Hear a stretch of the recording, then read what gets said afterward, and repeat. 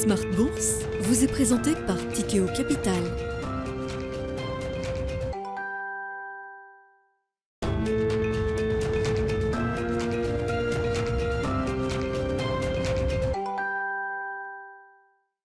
C'est reparti pour Smart Bourse, votre double dose quotidienne de marché en direct sur Bismart, chaque jour à la mi-journée, 12h30, 13h. Et en fin d'après-midi, la grande édition pendant une heure à partir de 17h, rediffusée à 20h sur Bismart TV. Émission que vous retrouvez chaque jour en replay sur bismart.fr et en podcast sur l'ensemble de vos plateformes.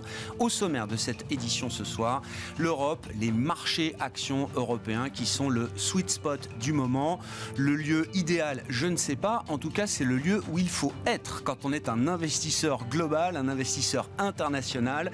Si l'on n'est pas en Europe aujourd'hui, on est en train de rater quelque chose. Ce qu'on rate aujourd'hui, c'est par exemple le record historique de l'indice CAC 40, qui est un des indices leaders dans cette séquence de rebond généralisé. Le CAC 40 qui a donc franchi pour quelques points son record qui datait du 5 janvier 2022. Le record désormais s'établit pour le CAC 40 Cash à 7387 points, niveau qui a été atteint en séance. On est revenu un petit peu de ces niveaux-là après la publication de statistiques aux États-Unis. Je précise qu'on est à la veille d'une journée d'échéance mensuelle avec l'expiration de différents produits optionnels. Demain, options sur indice, futurs sur indice qui arriveront à échéance demain tout au long de la journée. Et donc, il y a sans doute des enjeux techniques également qui sont très forts dans ces marchés aujourd'hui. Néanmoins, on commencera par ce record du CAC 40 marqué aujourd'hui avec nos invités dans un instant. Je le disais, la baisse a un petit peu réduit la cadence après la publication de statistiques aux États-Unis. On est dans une séquence importante de publication de données américaines. Après l'indice des prix à la consommation, les ventes au détail en début de semaine, le marché était attentif à l'indice des prix à la production pour le mois de janvier. Et on retrouve un peu le même phénomène que ce qu'on a vu pour l'indice des prix à la consommation, c'est-à-dire là aussi un phénomène de désinflation qui commence à marquer un petit peu le pas. On n'a pas de surprise positive sur l'indice des prix à la production qui a été publié aux États-Unis pour le mois de janvier avec un PPI donc qui passe de 6,5% en décembre à 6% en janvier quand le marché, le consensus attendait un chiffre autour de 5,4%. Voilà donc pour le paysage du jour sur les marchés. Discussion à suivre avec nos invités en plateau bien sûr et dans le dernier quart d'heure, le quart d'heure thématique, nous changerons de continent pour nous intéresser aux perspectives 2023 du continent et des marchés africains avec un de nos experts de ces marchés africains, c'est Guillaume Arditi, le associé fondateur de Belvedere Africa Partners, qui sera avec nous en plateau à partir de 17h45.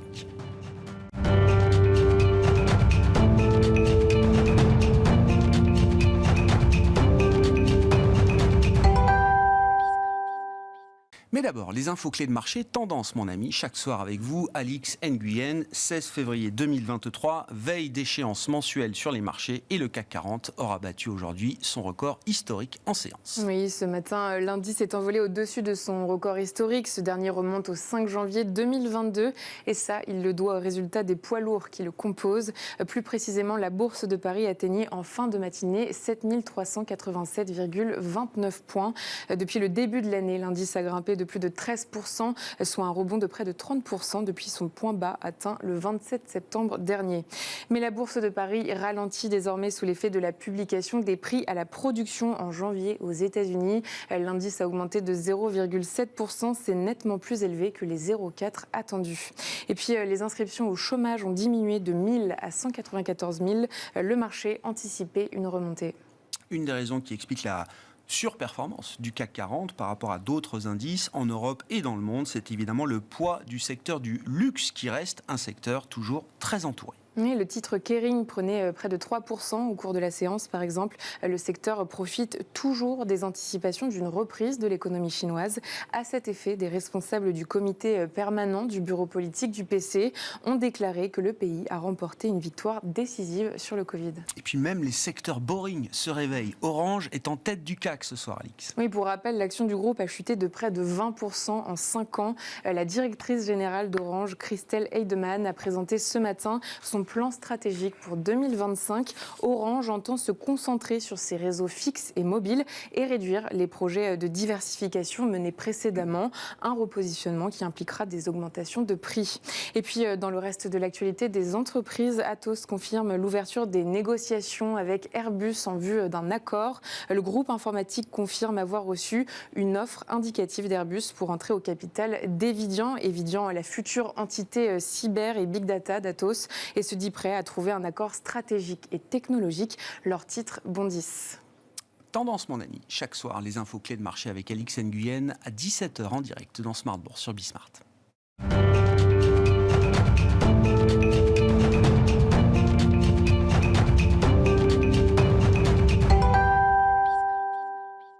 Trois invités avec nous chaque soir pour décrypter les mouvements de la planète marché. Bastien Dreux est avec nous ce soir en plateau, le responsable de la stratégie et de la recherche économique de CPR Asset Management. Bonsoir Bastien. Bonsoir. Merci beaucoup d'être là. Je rappelle au passage l'ouvrage collectif de la recherche de CPR apparaître, je crois, aux éditions de Box Supérieure la semaine prochaine.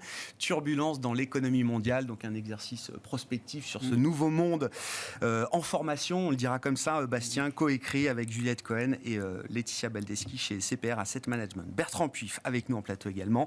Bonsoir Bertrand. Bonsoir. Merci beaucoup d'être là. Vous êtes gérant action internationale chez Fidelity. Et Gilles Guibou avec nous également ce soir. Bonsoir Gilles. Bonsoir Grégoire. Vous êtes le responsable des actions européennes chez AXA IM. Parlons de l'Europe justement en ce jour de record historique pour le CAC 40. Alors, on suit ça dans l'émission jour après jour et c'est évidemment passionnant de suivre au quotidien les marchés financiers. Mais je reste convaincu que 99% des gens ont d'autres passions que de suivre au quotidien les marchés financiers, sauf quand c'est leur métier en l'occurrence. Donc je voulais qu'on prenne un peu de hauteur. Record historique du CAC 40. Le précédent record datait d'il y a à peine un an, 5 janvier 2022. Le record du jour intervient au moment où on va marquer la première année de guerre d'Ukraine, à compter du 24 février 2023, par rapport au 24 février 2022.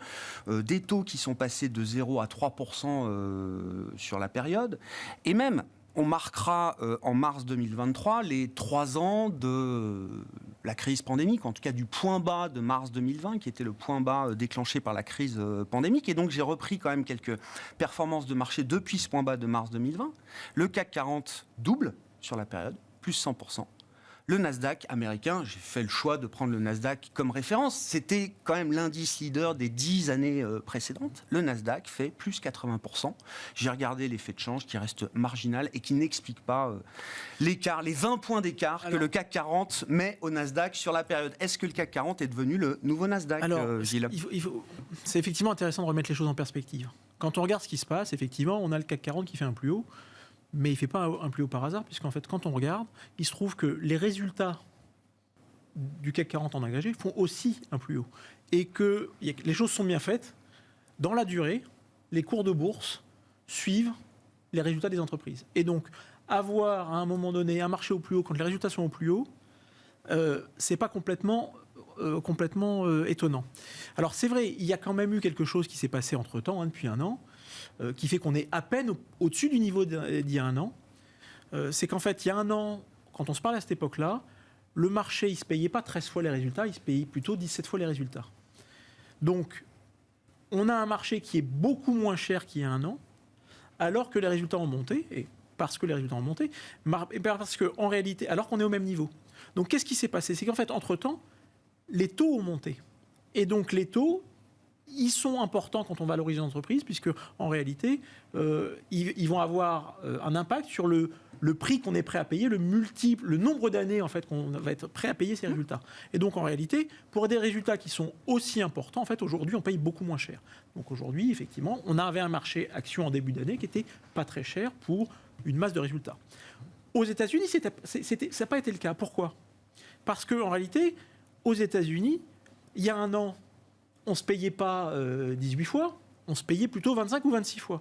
Le S&P, ouais. Le S&P. Ah ouais. Donc, qu'est-ce qu'on a eu ? On a eu des résultats d'entreprises qui, pour le coup, en masse, ont affiché certes une croissance, mais plutôt inférieure, parce qu'on a certains poids lourds du Nasdaq qui finalement finissent par rentrer dans le rang, parce qu'ils se mettent à payer des impôts, parce qu'ils commencent à payer un peu plus de charges. Et dans le même temps, ce multiple de valorisation qui avait été complètement inflaté par les taux, en réalité, comme on a des résultats qui, là, pour le coup, n'ont pas progressé en masse ou très marginalement, on a eu cet effet des taux qui s'est reflété de manière bien plus importante sur le Nasdaq. Et donc, on a eu effectivement un multiple du Nasdaq qui est passé de, corrigez-moi, mais je crois que de mémoire, c'est à peu près 25-26 fois à aujourd'hui 17 ou 18. Alors, ce qui est intéressant, c'est qu'à 17 ou 18, on est encore un tout petit peu au-dessus des moyennes de long terme pour le Nasdaq, alors qu'on nous annonce encore, et les données qu'on a eues récemment aux États-Unis laissent penser que la Banque centrale va effectivement poursuivre son resserrement monétaire.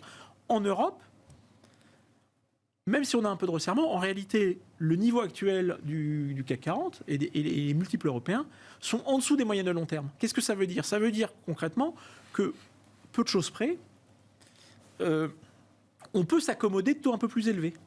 Parce qu'en fait, on est en dessous des moyennes de long terme. Autre élément qui a quand même fondamentalement changé depuis un mois, c'est qu'il y a un mois, on se voyait il y a un mois, et qu'est-ce qu'on avait il y a un mois ? C'était des craintes, parce qu'on était en plein hiver, qu'il allait faire froid, qu'on allait consommer les stocks de gaz. En fait, un mois plus tard, il a fait chaud, et on n'a pas consommé les stocks de gaz, donc on aura beaucoup moins à les reconstituer. On va sortir de l'hiver, je ne sais pas, avec 50% de stocks de gaz, quand d'habitude on était à 20, 30 peut-être, c'est ça ? Potentiellement. Ouais. Potentiellement, et donc on n'aura pas... Donc non seulement on n'a pas une pression immédiate, mais la pression qu'on attendait pour la fin d'année, elle sera bien moindre. Donc ça, c'est quand même très bon pour l'économie européenne dans son ensemble. Deuxième point, qui a été une très bonne surprise, on se disait, la Chine va finir par réouvrir. Non, la Chine n'a pas fini par ouvrir, elle a rouvert du jour au lendemain de manière complètement inattendue. Et quand on a en Europe l'économie la plus ouverte sur le monde et la plus exposée à la Chine, en gros, l'Europe, c'est 50% des résultats qui sont faits hors d'Europe, avec les États-Unis qui pèsent 20%, et la Chine qui pèse à peu près autant. Et donc la Chine qui est aussi le premier contributeur au PIB global. Finalement, on a des perspectives où on se disait, il y a un mois, on va être en récession, et donc on va devoir réviser les résultats 2023 à la baisse.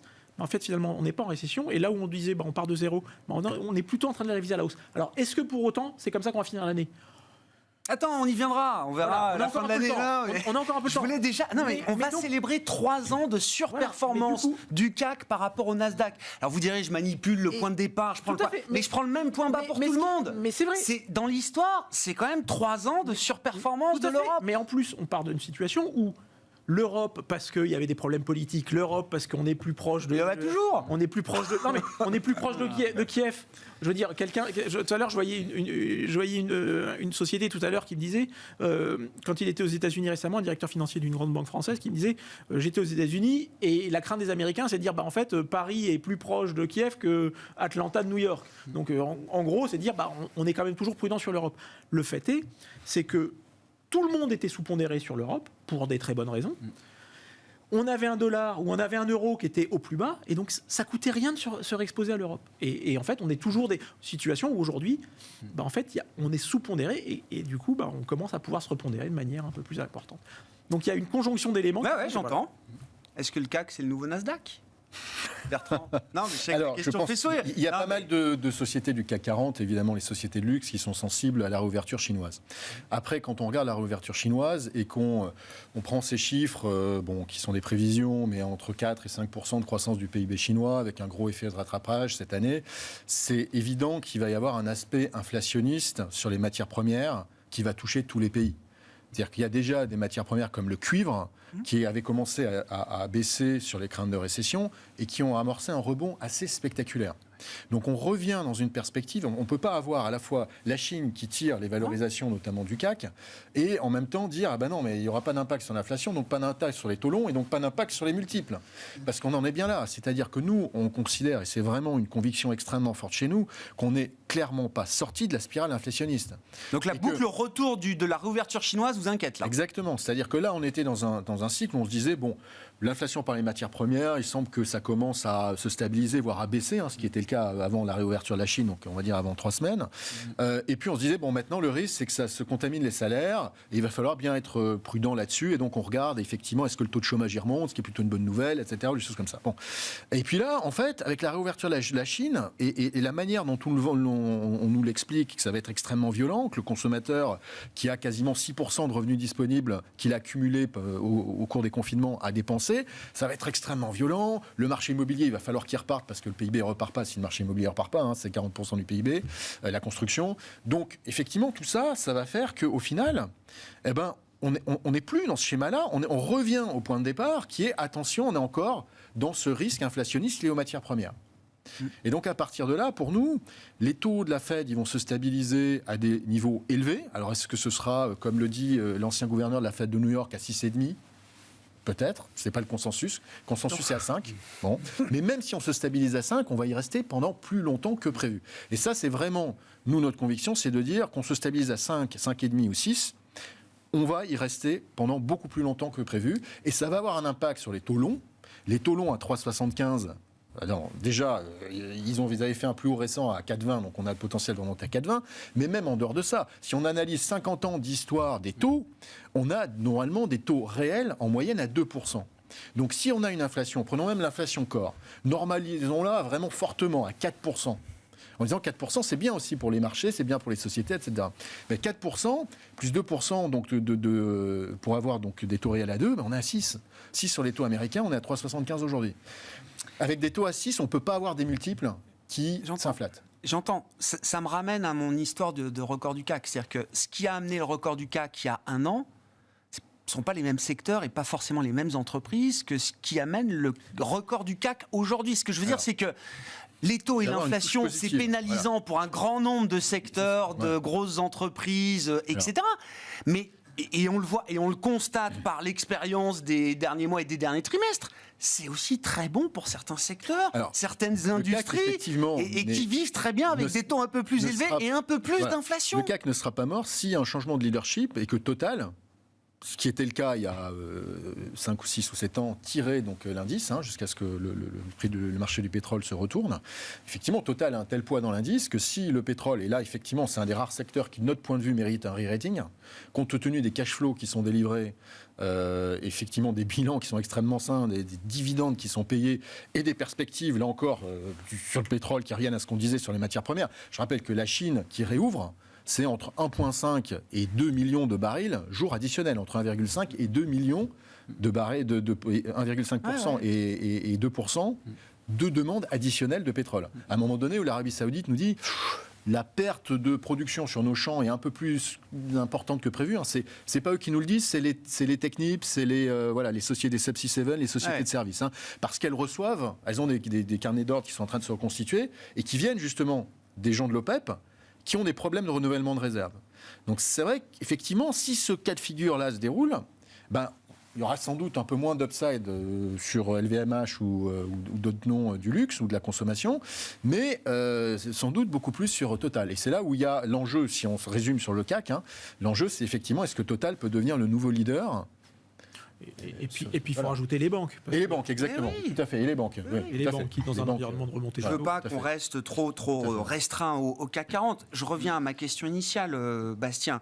Est-ce que l'Europe, c'est le sweet spot du moment ? Est-ce que le regard des investisseurs non résidents a des raisons de changer vis-à-vis de l'Europe ? Est-ce qu'il y a un cas d'investissement un peu structurel sur l'Europe qui est en train d'évoluer ? Oui, en ce moment, oui. On peut, j'essaie de rebondir sur votre question, sur l'attrait des non-résidents. On a déjà mentionné le fait que l'euro était très bas début novembre. La parité euro-dollar était à 0,97. On est reparti quasiment jusqu'à 1,10, on est revenu jusqu'à 1,07. Bon, là, il y a le différentiel de taux entre l'Europe et les États-Unis qui a fait que l'euro s'est apprécié. L'une des raisons qui n'est peut-être pas souvent mentionnée, c'est qu'on parle souvent de la corrélation négative entre le dollar et le pétrole. Et en fait, ce qui s'est passé en 2022, c'était une crise énergétique avec des prix de l'énergie qui étaient extrêmement élevés, donc des rentrées budgétaires qui étaient extrêmement élevées pour les États gaziers et pour les États pétroliers. Et généralement, dans la théorie économique, on explique cette corrélation négative par le fait que quand il y a des rentrées budgétaires, des rentrées fiscales extrêmement importantes pour les États gaziers et pétroliers, il y a ensuite un recyclage des pétrodollars ou gazodollars $. Et il y a certainement eu, sur les 2-3 derniers mois, une partie du mouvement qui peut s'expliquer par le recyclage des gazodollars ou des pétrodollars, quoi. Ce qui explique que, par exemple, le Qatar veut racheter le Manchester United, et ça fait partie de... Mais je pense que ça y participe, tout ça. C'est le fait que les rentrées fiscales sont extrêmement élevées pour ces États-là. Donc effectivement, ça a pu être... faire en sorte que les marchés européens étaient une sorte de sweet spot sur les dernières semaines. Après, je pense qu'il faut quand même réinsister sur ce qu'on a dit tout à l'heure, sur le fait que l'un des contributeurs, c'est le fait que la météo était très clémente. Et le fait que, et c'est une mauvaise nouvelle sur le long terme, parce que ça veut dire que le changement climatique est bien là, parce qu'on voit fin décembre 19 degrés à Varsovie, je veux dire, c'est quand même plutôt une mauvaise nouvelle. En tout cas, au niveau conjoncturel, c'était plutôt une bonne nouvelle. Et on a vu les stocks de gaz qui, en plein hiver, se mettent à remonter. On n'a juste jamais vu, quoi. Donc, en fait, cette histoire de pénurie de gaz, elle a été complètement abandonnée. Il y a aussi eu, parce qu'on en parle un petit peu moins, la consommation d'électricité. La consommation d'électricité a très fortement chuté, notamment en France, sur le début du mois de janvier. Par rapport à un mois de janvier traditionnel, on était 2 fois en dessous. Donc, on avait vraiment une consommation qui était largement en dessous. Et finalement, tout cet état d'esprit extrêmement catastrophiste et alarmiste qu'on avait sur la fin de l'année 2022, où on se disait on aura peut-être des pénuries de gaz, on aura peut-être des pénuries d'électricité, finalement on ne l'aura pas sur janvier 2023, sur février 2023, c'est quelque chose, sauf à ce qu'on ait du moins 20 degrés à Paris la semaine prochaine. Et ce qui est intéressant dans ce risque de chaos énergétique, c'est que oui, on a bénéficié du facteur chance météo, mais avant cela, j'imagine pas que les entreprises et les dirigeants d'entreprises se sont dit on croise les doigts pour qu'il fasse pas trop froid cet hiver. Toutes les boîtes ont accéléré les plans de sobriété, les plans d'efficience, les plans d'efficacité. Les États ont mis en place des substitutions qu'on pensait impossibles en 6 mois. On nous disait il faut 2-3 ans pour construire un terminal LNG, quand bien même flottant. Tout ça a été mis en place. Enfin, il n'y a pas juste le facteur météo, ce que je veux dire, dans la résilience de l'économie européenne. C'est une très grande réussite de l'Europe d'avoir réussi. Mais ça, c'est quand même une force structurelle qu'on a gagnée en quelques mois, en quelques trimestres. Ça, c'est indéniable. Mais après, je dirais quand même qu'il y a une deuxième chance quand même. Il y a la météo, mais il y a aussi le fait que en 2022, la Chine tourne très mal et que ça se passe très mal en Chine. Et en fait, ce qu'il faut bien voir, c'est que la Chine a importé beaucoup moins de gaz naturel liquéfié en 2022, alors que ça n'arrêtait pas d'augmenter. Et là, finalement, cette demande de LNG sur 2022 de la Chine, elle a fortement baissé. Et l'Europe a aussi a aussi bénéficié de cette demande chinoise qui tout d'un coup s'est évaporée en 2022, mais elle va revenir en 2023. Et on parlait tout à l'heure de l'effet sur les matières premières. Donc il y a le pétrole, il y a le cuivre. Sur le cuivre, c'est très impressionnant. Sur le pétrole, pour l'instant, c'est un peu moins impressionnant. Mais sur les trimestres qui arrivent, c'est pas quelque chose d'imminent, mais sur les trimestres qui arrivent, c'est ça qu'il faudra regarder. C'est les importations de gaz naturel aussi de la Chine, parce que ça pourra tirer sur les prix dans 2, 3, 4 trimestres pour l'hiver prochain. Parce qu'en fait, maintenant, l'enjeu pour l'Europe, c'est l'hiver prochain. Bien sûr. Cet hiver, il est passé, c'est une réussite, et c'est ce qui est salué notamment largement. Mais sur l'impact de la réouverture chinoise, je vois dans le marché qu'on a très vite joué la reprise de la consommation, le luxe, les casinos à Macao, les valeurs ont pris 100%, 150%. On a tout de suite anticipé la fin de l'histoire de ce point de vue-là. Sur les matières premières, comme vous dites, le marché est un peu plus mesuré sur... Ça dépend des matières premières. Voilà. Et les matières premières très industrielles, comme on le disait tout à l'heure, le cuivre, les métaux sont repartis très fort, quoi. Et les métaux ont vraiment suivi sur, on va dire, les 12-18 derniers mois, vraiment ce qui se passait en Chine. Quand il y a eu 2 grandes jambes de baisse des prix des métaux en 2022, ça a été initié à chaque fois par des mauvaises nouvelles de la Chine, quoi. Les mauvaises publications de PIB, mauvaises publications de production industrielle ou de vente au détail.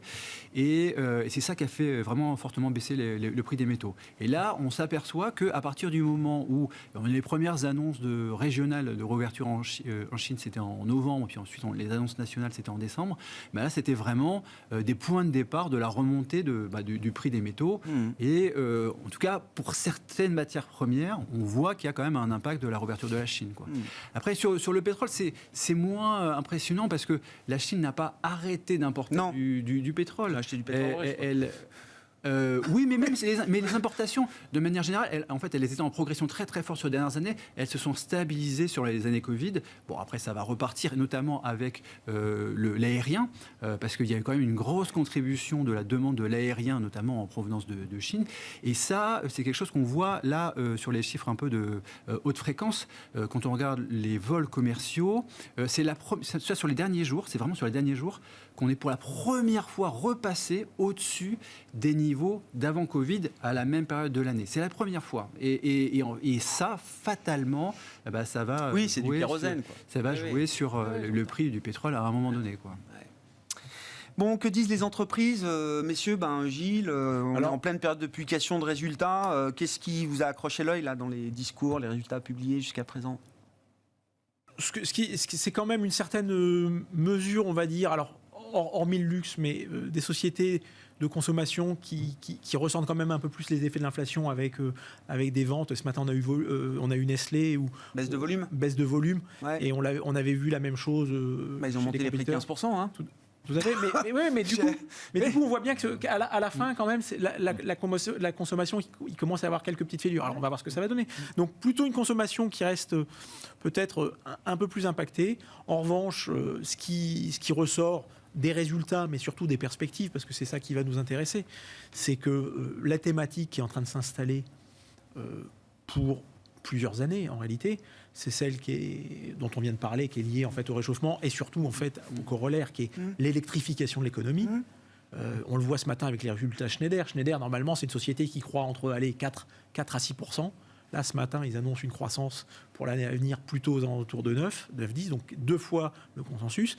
Et quand on regarde les Rexel, quand on regarde les Prysmian, les Nexans, il peut y avoir ici ou là des petits effets de marge parce qu'il y avait compte tenu des disruptions dans les chaînes d'approvisionnement sur l'année passée, on a des endroits où les marges étaient sans doute un peu trop élevées, ça va se normaliser. Mais sur plusieurs années, cette thématique autour de l'électrification et donc tout ce que ça va entraîner en termes de travaux, d'infrastructures, de recréation de lignes. On l'a vu au travers des plans de Iberdrola, mais on l'a vu aussi avec ce qu'a déclaré le patron de Nexans il y a 2 jours lors des résultats. En fait, il s'agit de reconstruire tout ce qui a été construit en réseau électrique depuis. Donc pour cet écosystème, pour le coup, on peut avoir des doutes sur l'évolution du marché à court terme, sur le fait qu'il soit monté. Maintenant, dans une optique pluriannuelle, on en a déjà parlé assez longuement ensemble, je pense que c'est effectivement le segment de marché qui aujourd'hui offre des très très bonnes perspectives pour des valorisations qui, à ce stade, restent plus que raisonnables. Parce qu'on est sur des multiples qui sont proches des multiples de longue période, c'est-à-dire des valorisations qui sont suivant les titres, entre 14 et 18 fois. 18 fois, c'est pas très cher si on considère qu'en réalité, il y a de la croissance. Ça veut dire qu'en fait, en 2 ans, on a récupéré... mais je reviens, ces boîtes-là qui intéressaient personne il y a encore quelques années, qui sont en train de changer de régime de croissance, bénéficiaire. Non, mais je reviens à mon histoire de sweet spot européen, de leadership, d'atout structurel, de regard qui change. Encore une fois, je pense que la mesure qu'on peut avoir sur l'Europe, elle n'est pas forcément... à long terme, elle est plus à court terme de dire ça va très vite et il y a des éléments techniques. Mais moi, je pense que dans le marché, je veux dire, comme au moment les pires après 2008 et de la crise des États souverains, plus personne ne voulait acheter en Italie. Si en Italie, vous achetez du Essilor Luxottica, vous n'avez pas vu la crise. Hein. Donc, encore une fois, ça met en avant une chose, ça plaide pour une chose quand on investit en bourse. J'ai plaidé pour ma paroisse, pour la sélection de titres. Je veux dire, effectivement, je pense que quand on veut s'intéresser à la bourse, il faut faire au moins autant d'efforts que quand on s'achète une télé. C'est-à-dire prendre le temps... Même du point de vue de la sélection de titres, pour un investisseur global, l'Europe devient un territoire de croissance. Mais comme ça, mais Gilles, il y a 10 ans, c'était les banques européennes. Je veux dire, ça faisait rêver personne. Mais parce qu'on regardait les banques, parce que c'était les gros poids. Mais je veux dire, moi, dans le portefeuille, si on avait des titres, je veux dire, quand je suis arrivé chez AXA, un des premiers titres que j'ai acheté, ça valait 17 € en mars 2007. C'est un truc qui s'appelait ASML. Mais voilà, ça vaut 600. J'ai fait le Nasdaq. J'ai acheté du Dassault Systèmes, on achetait du LVMH à la même époque du L'Oréal. Ça faisait le Nasdaq. Non, mais que les investisseurs européens investissent en Europe, c'est une chose. Moi, je veux que le reste du monde investisse en Europe. Et on a acheté sur le truc dont on a déjà parlé, qui est un truc qui est complètement improbable parce qu'il n'y a pas eu de croissance, qui s'appelle le STAR italien, qui est l'indice des mid-cap. Ça fait mieux que le Nasdaq depuis 2000. C'est toujours vrai, ça? C'est un peu. Parce que vous me le dites à chaque fois, mais ça reste vrai. Faut regarder. Non, mais j'ai regardé il y a pas longtemps, mais ça reste pas très. Donc, non. En Europe, il y avait de quoi faire de l'argent. Effectivement, on avait un problème en Europe, c'est qu'on avait un truc qui s'appelait les banques, qui était 30% de l'indice, et qu'on fait face à une transformation réglementaire qui était juste massive.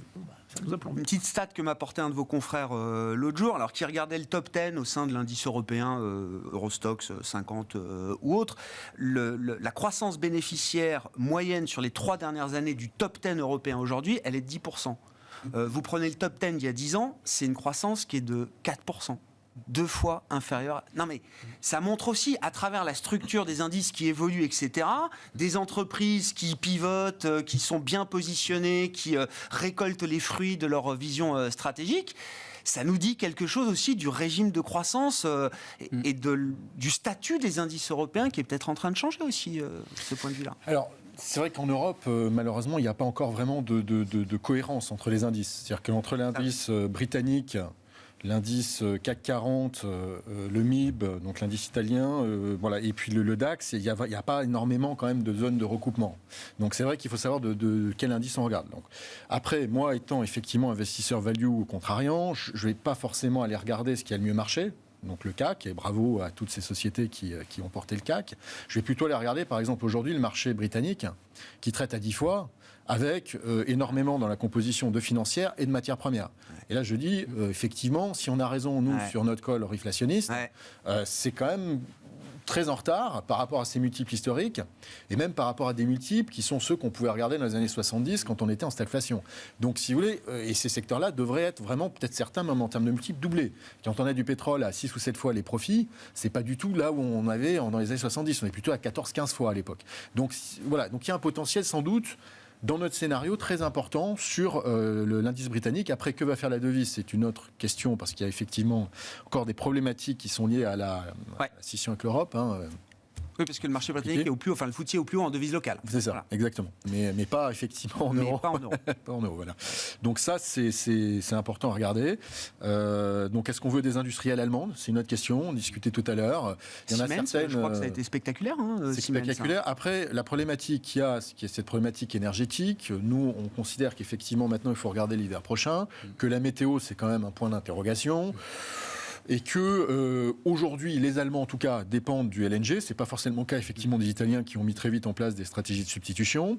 Le LNG, effectivement, il a été peu cher parce qu'il y avait ce problème des Chinois qui ne le consommaient pas. L'année prochaine, enfin en fin d'année, sans doute que les Chinois vont pas reconfiner, donc ils vont être là. Même niveau de stock aussi. Et là où je suis pas d'accord, c'est qu'effectivement les infrastructures en Europe, en fait, on a fait venir des barges de regazéification de LNG qui étaient en Asie, mais objectivement, et ça c'est technique, c'est un truc d'ingénieur, il faut entre 3 et 4 ans pour construire ce type de... Moi j'investis dans des sociétés norvégiennes qui le font, qui le construisent. C'est entre 3 et 4 ans. En particulier, vu aujourd'hui le niveau d'engorgement des chantiers en Asie, qui font que des containers, évidemment, puisque les containers, ça a bien marché, donc tout le monde a commandé des containers qui vont être délivrés pendant 3 ans, ou alors des navires de transport du LNG. Là, effectivement, il y a alors beaucoup de capacités qui vont arriver dans 3 ans. Mais toutes ces unités de regazéification, on va mettre un petit peu longtemps. Donc là, on a eu, effectivement, à court terme, on a trouvé des solutions qui ont permis de gérer la situation, de rendre ces solutions pérennes et de dire, avec ces solutions-là, on peut considérer que l'industrie allemande va rester ce qu'elle est dans les 10 ans prochains. Là, effectivement, on n'achète pas ça. Pour nous, il va y avoir une grosse transformation. On a déjà des sociétés chimiques allemandes qui nous disent que l'essentiel de leurs investissements se feront plus en Europe.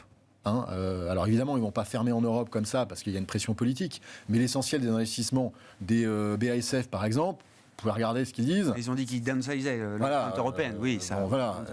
C'est sûr qu'aux US, vous avez même à l'heure actuelle, avec le prix du gaz qui a baissé, le prix du gaz aux US, c'est $2 par MMBTU. En Europe, on est encore à 16. Et on est content parce que ça en vient de 70. Ouais. Mais bon, voilà, même si on normalise avant la crise, le conflit Ukraine-Russie, on était entre 8 et 12. Donc là-bas, vous êtes à 2. Et sur ce 2, il y a peu de risques que ça s'embrase parce qu'il y a un conflit entre le Texas et Vous l'État n'achetez de pas New le York. leadership européen sur la transition énergétique? Je pense qu'on est beaucoup trop tôt. Alors, on ne va pas parler d'hydrogène. Je pense que ça pourrait faire l'objet d'une émission parce que là aussi, il y a quand même des choses qui sont assez aberrantes quand on entend que, soi-disant, ça va changer notre vie. C'est extrêmement compliqué de gérer l'hydrogène. Il y a déjà des pertes de conversion de 70%. Donc, C'est pas adapté à tous c'est pas adapté. Voilà, c'est ça. toutes les industries, tous les modes de Exactement. transport, mais ça peut être très pertinent Voilà. dans certains domaines. Aujourd'hui, ce que je reproche effectivement au leadership européen, c'est d'aller de manière très agressive dans certains segments, parce que politiquement c'est plus facile à vendre et c'est sexy, mais c'est pas forcément ce dont on a besoin. Nous, on a besoin en Europe d'une énergie de transition, et qui soit pas le gaz russe. Et voilà. Et cette énergie de transition, c'est quoi ? C'est le nucléaire. Et il faudrait un gros plan d'investissement dans le nucléaire, je ne l'ai pas vu.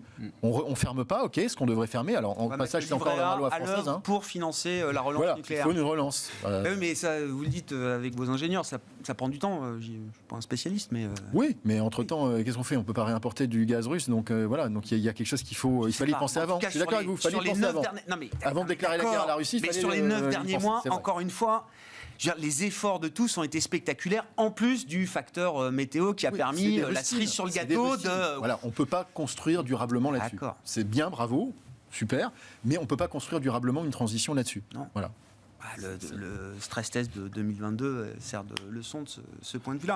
Vos commentaires, Bastien, et puis il faut qu'on dise un petit mot de la partie américaine. Alors je ne sais pas s'il y a des éléments je encore sais pas. ajoutés. Alors moi, peut-être sur l'Europe, parce qu'on dit que l'Europe a beaucoup moins bien marché sur la décennie précédente, et en fait, il faut quand même parler du dividende Draghi, quoi, parce que si l'Europe a aussi beaucoup moins bien marché sur les marchés, c'est parce que l'économie européenne marchait beaucoup moins bien, c'est parce qu'on a eu, comme les États-Unis, la crise financière, mais au contraire des États-Unis, on a eu la crise de la zone euro, qui a fait que on se retrouvait en 2013-2014 avec un taux de chômage qui était encore extrêmement élevé dans la zone euro. Il y avait des pays comme l'Italie, comme l'Espagne qui digéraient, comme l'Irlande ou le Portugal qui digéraient la crise immobilière. Et ça prend vraiment beaucoup de temps à digérer, quoi. Et là, il y a eu donc un vrai changement de politique monétaire sous l'ère Draghi, et donc on bénéficie peut-être aujourd'hui. Là, on a quand même changé de monde. On a un taux de chômage qui est au plus bas depuis la création de la zone euro, et donc quand même, on peut saluer le fait qu'il y a une sorte de normalisation finalement de l'économie européenne, sans doute grâce à la politique de la BCE sur la décennie 2010. Mais non, mais merci de le dire aussi. Non, mais C'est vrai qu'on n'en parle pas souvent, du coup, oui. Rappelons-le. Oui. Enfin, je sais pas, on a le droit de consommer aussi des bonnes nouvelles en Europe de temps en temps. Il faut aussi saluer sur le plan politique le fait que l'Europe a quand même beaucoup changé, quoi. Il y a beaucoup de blocages intellectuels qui sont tombés.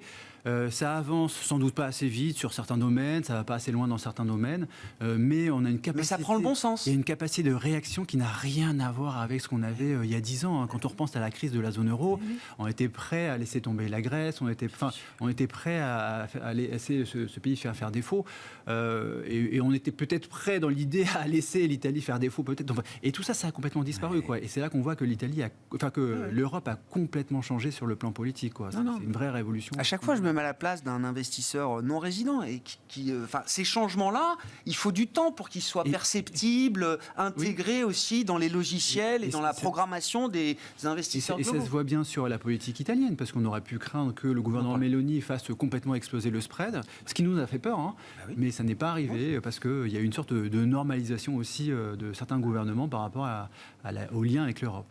La vraie bonne nouvelle, si je peux me permettre, Oui, allez-y, c'est qu'en réalité, tous ces changements que j'observe, c'est que moi, je suis plutôt convaincu qu'effectivement, il faut faire l'Europe. Mais jusqu'à maintenant, je vous ai toujours trouvé plutôt sceptique sur l'Europe. Ouais, non, mais bien sûr, non, mais c'est sûr, mais parce qu'il y a toujours beaucoup de critiques à faire contre l'Europe. Mais effectivement, je suis dans un état d'esprit où j'ai envie de voir les bonnes nouvelles de ce point de vue-là. Tiens, alors je sais pas si c'est une bonne ou une mauvaise nouvelle. Moi, je vois ça comme une bonne nouvelle. Taux de chômage américain 3,4%, plus d'1 demi-million d'emplois créés au mois de janvier. Revanche du consommateur après 2 mois de modération en novembre-décembre avec des ventes au détail qui étaient médiocres, moins 1%, plus 3% en janvier. Et je parle même pas des enquêtes.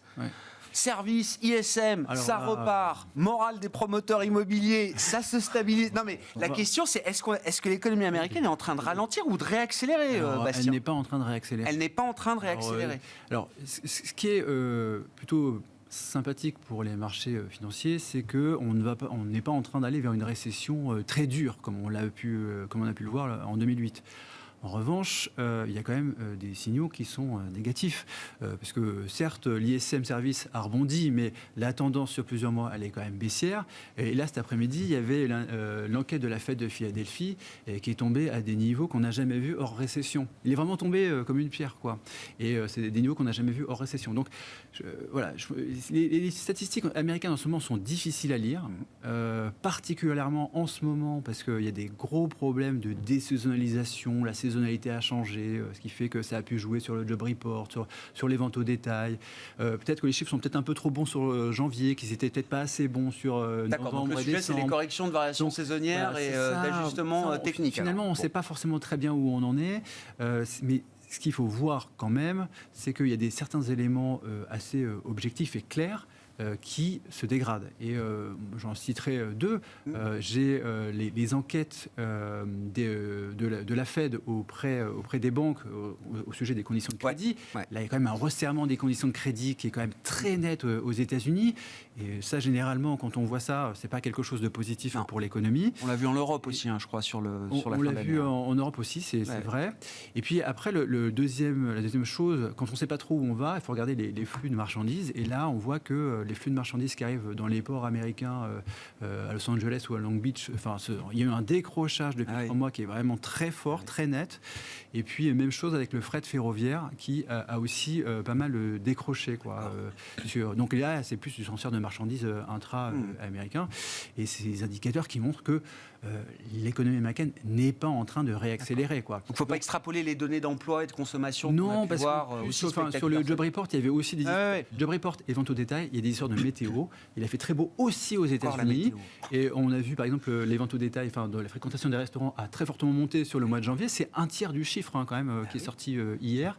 Et puis il y a aussi sur le job report, il y avait au moins 150 000 des 500 000 créations d'emplois qui provenaient des bonnes conditions climatiques. Ça, c'est la Fed de San Francisco qui le dit. Ils ont un modèle de correction de météo. Et voilà, donc aussi là-bas, ça a joué un petit peu, et il ne faut pas non plus extrapoler ces chiffres-là pour l'économie américaine. Et donc ça veut dire qu'il n'y a pas de raison que la Fed soit plus agressive, forcément ?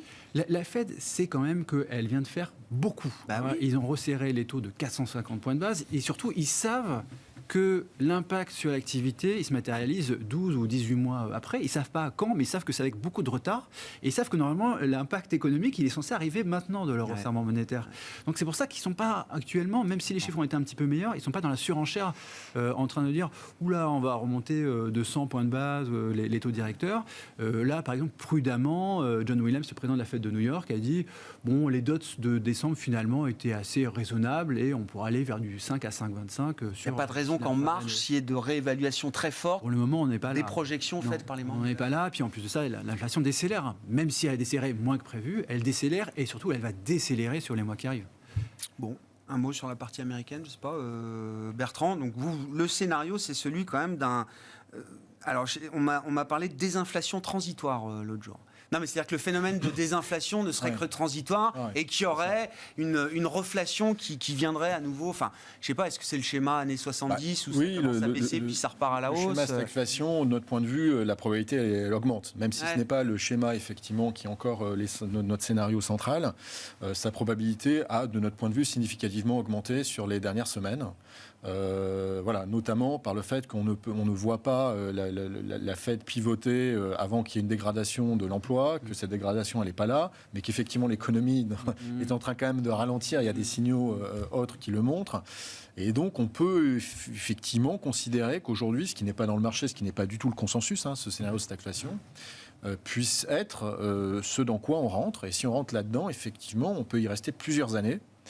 Avec des impacts significatifs sur quel type d'allocation en termes de secteur. Évidemment, il faut favoriser les financières, l'énergie, sans doute peut-être plus les telcos. Les telcos aujourd'hui ont souffert parce qu'ils ont beaucoup de dettes, les taux remontent, même si effectivement il n'y a pas vraiment de problématique sur leur génération de cash flow. Mais bon, les gens sont un petit peu, ont pénalisé ce secteur. Dans un environnement de stagflation, pour le coup, on regarde les années 70, c'est un secteur qui a très bien performé. Donc, il peut y avoir des ajustements dans la gestion, en particulier la gestion value, qui, de notre point de vue, est qui devrait continuer à surperformer dans les années à venir. Il peut y avoir des ajustements en fonction de ces scénarios-là. Et on est en train, effectivement, de se rapprocher d'un scénario de stagflation. Bon. On conclut là-dessus, Gilles, oui. Un mot, je ne sais pas, sur les États-Unis. Sur les États-Unis, peut-être, oui, effectivement, on voit bien que la normalisation qui s'est mise en place depuis quelques années, il en reste encore un peu à faire, et que, effectivement, on a sans doute fait... Ça n'a pas l'air d'impressionner le marché. Enfin, en dehors des parties du marché qui sont concernées par l'histoire du taux terminal de la Fed, j'ai pas l'impression que ça concerne grand monde aujourd'hui. Pour l'instant, non, parce que c'est vrai qu'il y a à court terme, il peut y avoir effectivement une décorrélation entre ce qui se passe à la bourse et ce qui se passe dans le quotidien des gens. Donc effectivement, la plupart des gens, alors peut-être un peu plus aux États-Unis, sont peut-être un peu plus concernés parce qu'ils sont un peu plus investis en actions, mais en Europe, effectivement, tout le monde s'en fout. Ouais. Bon. Mais on restera quand même sur le record du jour à Paris, plus 0,9% pour le CAC. Voilà, on a marqué en séance un record à 7387 points et en clôture pour le CAC 40 cash à 7366 points. Le CAC 40 dividende réinvesti, lui, avait déjà battu son record historique il y a quelques jours de cela, à la veille d'une échéance mensuelle. Je le rappelle, ce sera une journée dite des 3 sorcières demain sur les marchés boursiers. Merci beaucoup, messieurs. Merci d'avoir été avec nous aujourd'hui. Bertrand Puif, Fidelity, Bastien Dru, CPR Asset Management et Gilles Guibou, AXA IM.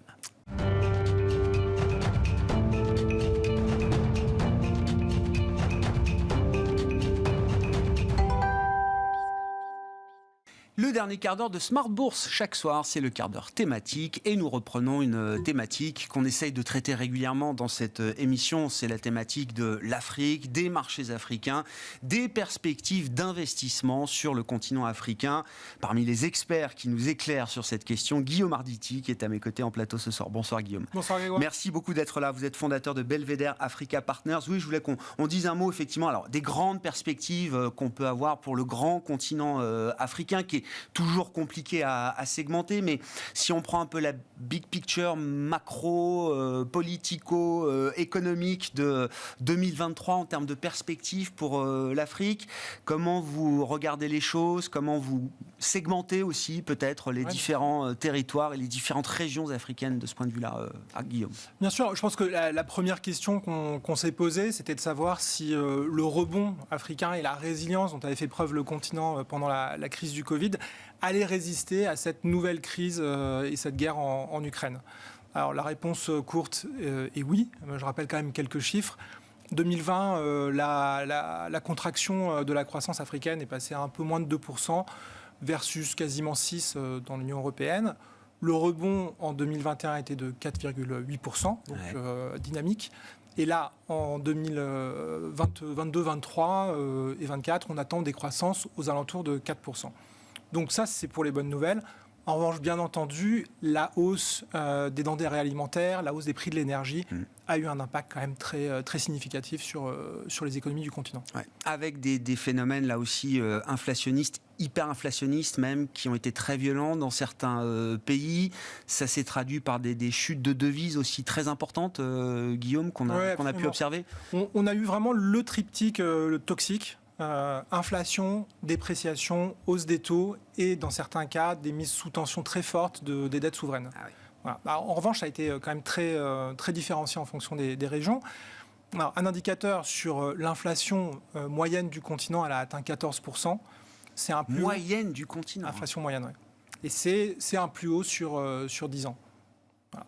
En revanche, ça va de l'Afrique du Nord à moins de 10%, jusqu'à l'Afrique de l'Est à plus de 25%.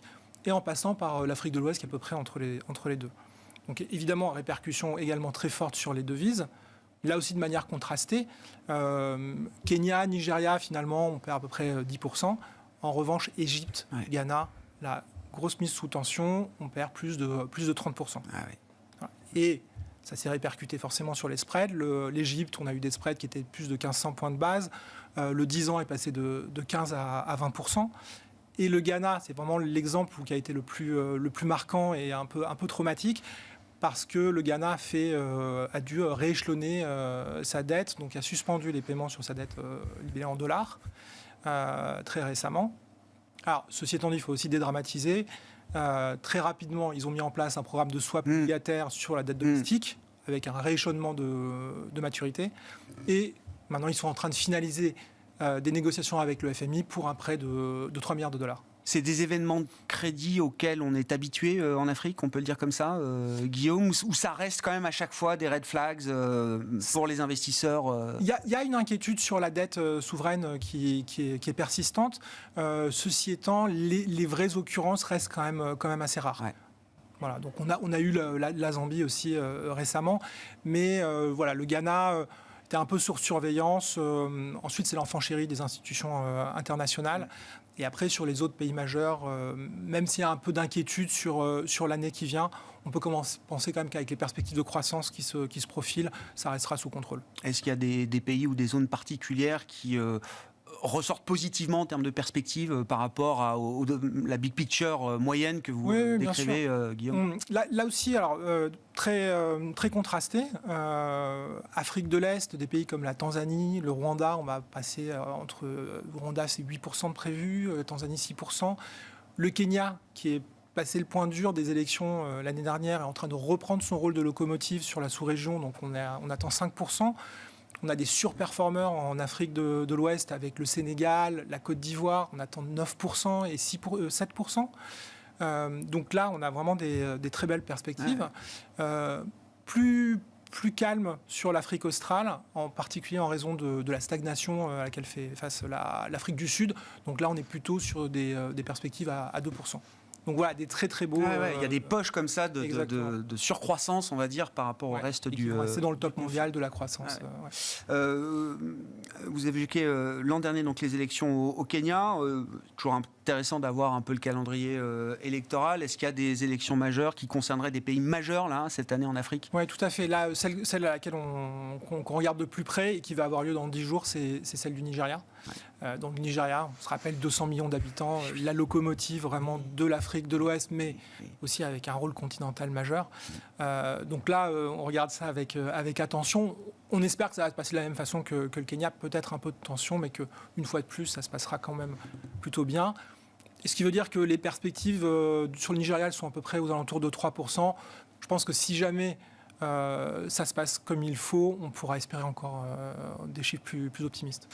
Qu'est-ce que le retour au premier plan des questions de matières premières, d'approvisionnement, de sécurisation des matières premières, qu'est-ce que ça a eu comme impact justement sur l'Afrique, les stratégies africaines, sachant que derrière la question des matières premières, il y a eu deux effets. L'effet guerre d'Ukraine, évidemment, très violent, notamment alors, avec la question des matières premières agricoles, de ce point de vue-là, et puis pour les Européens, la question énergétique, bien sûr, et puis la réouverture de la Chine, on en parlait dans la partie précédente de l'émission, c'est la question de savoir qu'est-ce que ça va entraîner comme dynamique sur les matières premières. Là, vous avez vraiment mis le doigt sur les deux principaux drivers. C'est l'Union européenne qui cherche des diversifications en approvisionnement en gaz, la normalisation de la situation en Chine qui relance la croissance, qui va représenter quand même une part significative de la croissance mondiale.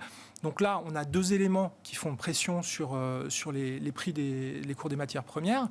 Et puis, il y a aussi un troisième élément qui est la transition énergétique. Donc les trois combinés, ça met de nouveau la lumière sur le gaz et les métaux. Forcément, parce que pas de cuivre, pas de turbine éolienne, pas de cobalt, pas de lithium, pas de batterie. Et donc là, on a, surtout pour l'Union européenne, qui espère faire passer ses approvisionnements de 10% en gaz près de l'Afrique à des montants beaucoup plus élevés, pour évidemment compenser la Russie. Donc là, on estime probablement un doublement de la production gazière jusqu'en 2030 en Afrique, avec vraiment l'accent qui va être mis sur des projets au Mozambique, sur les trains de LNG. On pense au Sénégal et à la Mauritanie, des développements offshore en Namibie, et les gros joueurs habituels, Nigeria, Angola. Et dans l'actualité, très récemment, Eni a signé 8 milliards de dollars avec la Libye. Ah oui, en Libye, oui, effectivement. Ouais.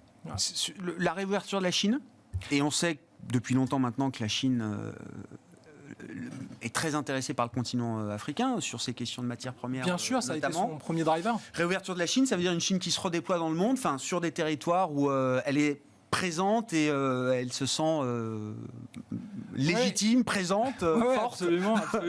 Bon, on l'avait senti un petit peu entrer pendant ces 2-3 dernières années. Ouais. Oui, ça s'est perçu quand même, j'imagine. Ça s'est perçu, oui, s'est perçu. Puis il y avait des problèmes à la fois de la fermeture du Covid et puis il y a eu un moment quand même des problématiques aussi sur la capacité financière chinoise qui était un petit peu contrainte. Donc là, avec la réouverture, va être très consommatrice d'énergie et de métaux. D'accord. D'ailleurs, c'est déjà un peu anticipé dans les cours parce qu'on a le cuivre qui est à $9 000. On est sur des plus hauts historiques. Et puis, évidemment, la Chine en Afrique, aujourd'hui, il faut vraiment la regarder à l'aune de la concurrence et de la compétition sino-américaine. Ah, oui. Donc là, ce qu'on a aujourd'hui, c'est ce qui est un peu nouveau par rapport à, je dirais, il y a 10 ans, c'est depuis l'administration Trump et avec une accentuation sous l'administration Biden, les États-Unis qui se repositionnent très très fortement sur le continent, avec évidemment dans la perspective de contrer l'influence et le déploiement chinois. Et c'est massif, ce mouvement américain, parce qu'on parle beaucoup du mouvement chinois, de la Chine-Afrique depuis déjà une bonne décennie. Je veux dire, oui, en face, ce mouvement américain est important. Oui, il est important. Il ne représente pas encore le même stock d'investissement que celui de la Chine. Par exemple, sur 4 ans, il doit être à peu près un tiers de la Chine.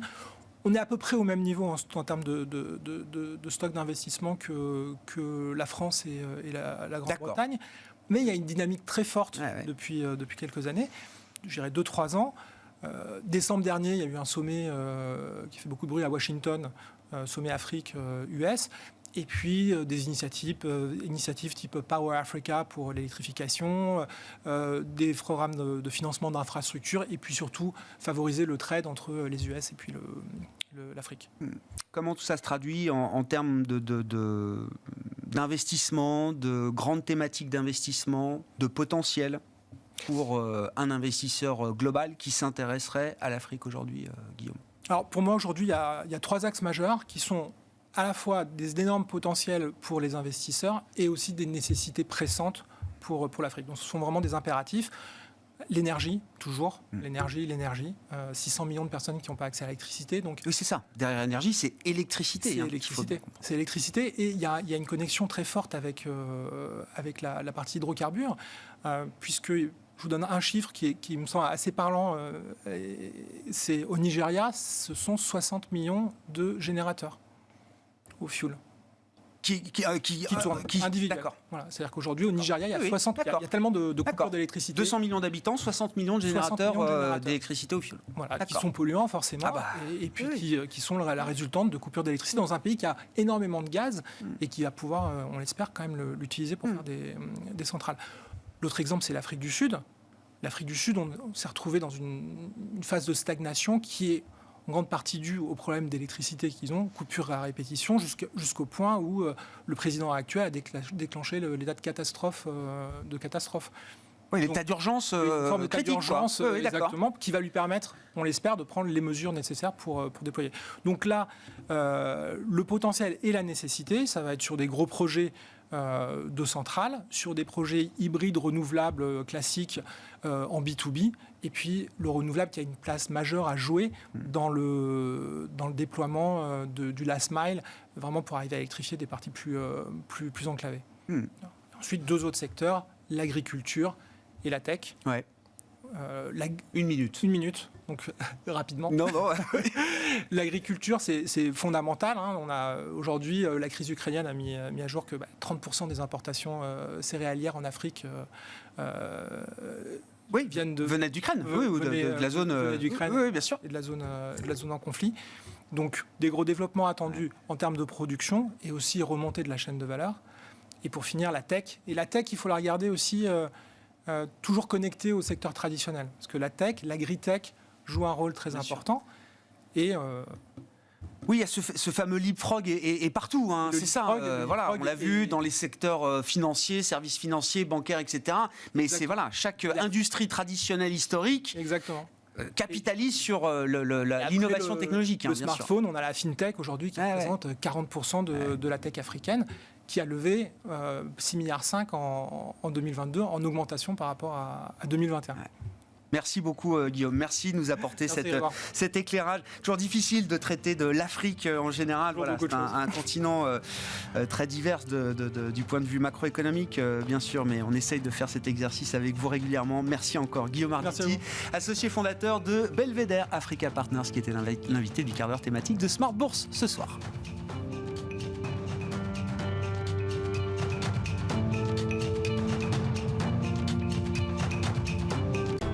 Smart Bourse vous a été présenté par Tikeo Capital.